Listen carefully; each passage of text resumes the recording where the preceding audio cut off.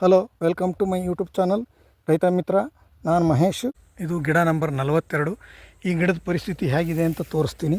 ಇದಕ್ಕೂ ನಾನು ಜನವರಿ 25ನೇ ತಾರೀಕು ಮಾಡಿದ್ದೀನಿ.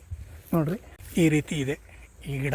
ಮೊದಲು ಗರಿ ಇತ್ತು ಸುತ್ತಲೂ, ಆ ಗರಿ ಮುರ್ಕೊಂಡು ಬಿದ್ದಿದೆ.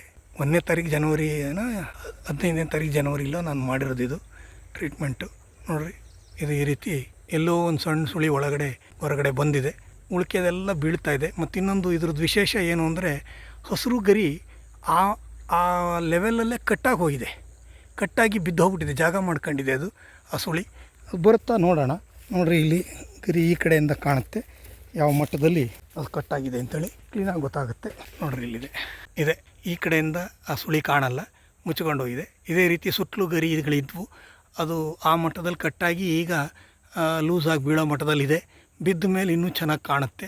ಅದೇನಾದರೂ ಅಕಸ್ಮಾತ್ ಇಂಪ್ರೂವ್ ಆಗಿದೆ ಅಂದರೆ ಅದನ್ನು ಮುಂದಿನ ದಿನಗಳಲ್ಲಿ ನಾವು ಗಿಡವಾಗಿ ಪರಿವರ್ತನೆ ಮಾಡೋ ಅಂಥ ಟ್ರೀಟ್ಮೆಂಟ್ ಕೊಟ್ಕೊಂಡು ನಾವು ಅದನ್ನು ಗಿಡವಾಗಿ ಮಾಡ್ಕೊಂಡು ಇದರಲ್ಲಿ ಫಸಲುತೆಗಳಂಥ ಒಂದು ವ್ಯವಸ್ಥೆನ ಮಾಡ್ಕೋಬಹುದು.